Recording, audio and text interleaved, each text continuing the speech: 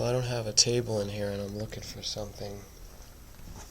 I like the background here, but I'm comfortable needing to get the computer comfortable, though. Here, maybe this. Possibly.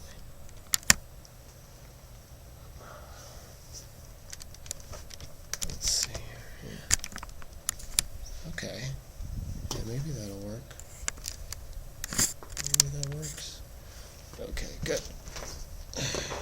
Remember, I told you in my random e-vlog that I had a centipede bite, so I had to climb to get to this location. There's no stairway yet, and so I could feel a little bit of pain in my muscles. So I don't want anyone to get centipede bites, but I'll tell you how it happened. This funny thing, I was putting on my shirt, because I usually, when I'm inside, because I don't have any air conditioning at the moment, and it's so hot, I don't put a shirt on. You'll notice, like, I put dozens of videos out with, bare skin, because I need to, let the skin air and breathe out. So, I was putting my shirt on, thinking, I put something on for a video, and the centipede was inside the shirt. So, I remember from now on to shake out everything. I usually do it with my boots, because in case a tarantula gets in there, or something worse than that. So I have to do that now with hat and with shirt and especially underwear. I made the mistake of being in a total rush at that moment, and it just so happens, Murphy's Law, there was a centipede in my inside of the shirt. Crazy. And so let's talk about money again, because I left off on the other video asking you to imagine what your life would be like if you didn't have to worry about money, if there was no concern about money. And I described it as how much more energy you would have, and what you could do with that energy. It's amazing how much of a drain money is.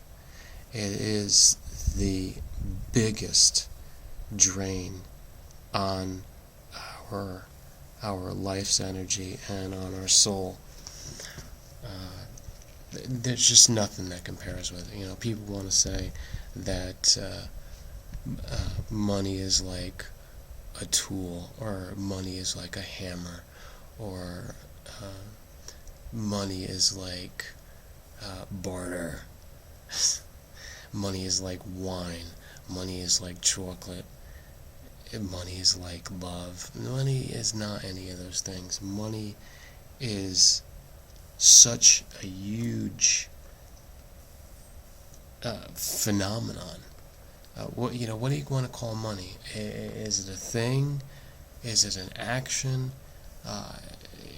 Is it a system, a belief system, an economic system, a life system, a civilization? Actually, yeah, it's all those things tied in together. Money is all of that.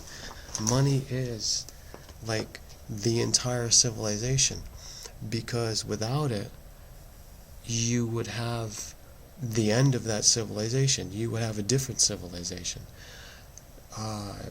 Another way of saying it is, if money was subtracted from the life, you would have a completely different life.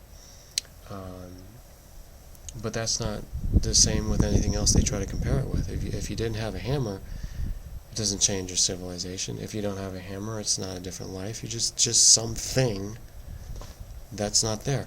So money is beyond everything else. Don't try to belittle it, or to make a very inaccurate comparison, because it's just not going to wake you up to the facts.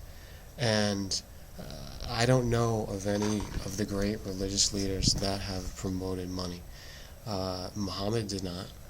That wasn't his driving force in life, and he didn't tell anybody that should be what they live for. And Yeshua, Jesus, certainly didn't do that either. There's a lot of information and interpretation that you can do quite easily to show that Jesus had a lot of warnings about the dangers of money. Jesus had a lot of guidance to separate you from money. And some people want to make a mishmash out of it and say, well, he never came out and said, don't have any money, never. He doesn't actually say that, they believe. So, in other words, it must mean that he's being permissive. It's okay to live in the world with money, and have it. And I can tell you, one of the extreme interpretations of it is a total blasphemy, and it's evil, and these people are not even Christian at all. They're a cult under the rubric of Christianity. They've come in like a parasitical disease to Christianity, and their cult basically believes in what's called prosperity, or prosperity gospel, prosperity doctrine, and all they're saying is, the teaching of Christ, or the teaching of Jesus, or the teaching of God, they call it, is to prosper, and we should have lots of money in order to prove that, and to experience it, and to have it, and flaunt it, and preach about it all the time. Well, I'm not into that, because that's not truth. That's the biggest lie going. Okay? I'm against lies. We can't live according to lies. We cannot believe in lies. We have to believe in truth alone. We have to separate it out. We have to come away from the lies. And this money-hungry prosperity gospel is a den of thieves. All they want to do is tell you this to justify their lavish, filthy lifestyle. And I will say that to all their faces. I will testify in the judgment day. I will testify. I will witness against it. I will call it for what it is. And I'm telling you, people, to stay away from it. That is the extreme version of turning Christianity into its opposite, turning it inside out, away from its truth, and into a lie. Now, Jesus said everything about sharing. Jesus said everything about bringing our resources together and not wanting, because that will take us away from the great commandments. And the first one is to love God. How can you love God when money gets in the way? It's not possible. So in closing, I want to give you this glaring example if you think you're religious or you think you're on the spiritual path. How can you tell anyone? How can you come to God and make a proclamation that you love the one that gave you life? How can you say that when most of your time, all of it, is spent making sure that you have money and making sure that you have more and more of it and giving it away to the masters of money? Because whenever you have money, you have to give it away. You have to pay it out, and it will never come back to you. You have to sacrifice more and more of your life and your freedom and your soul to get more. And then when you have more, you give it away again. You are enslaved to it. You are being fleeced, and you are getting nothing in return. And while you're doing all this, really be honest and tell it, confess it, and say that you're not giving the love that you have to the one that gave you life, the one that loved you so much that you've been created.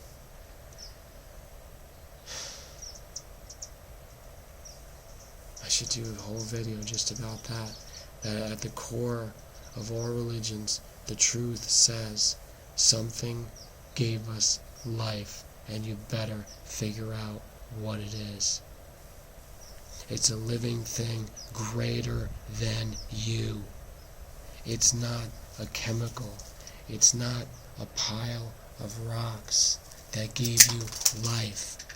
It's not random atoms that gave you life. It is a living, great force within those particles, within that energy. It is the energy behind the energy. It's the life behind the life. It is the consciousness behind it. It's the beingness behind it. It's the eternity behind everything. And money has nothing to compare with that.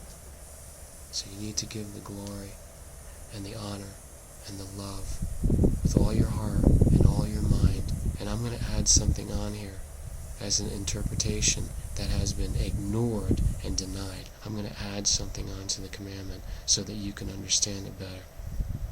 It says, with all your heart, all your mind, all of the effort you can put into it, all of the energy, and I'm going to tell you right now, all of the time, continuously, always. If you want to take some time off about money, I guess you're selling yourself short because you can't be split. One is opposite to the other. They are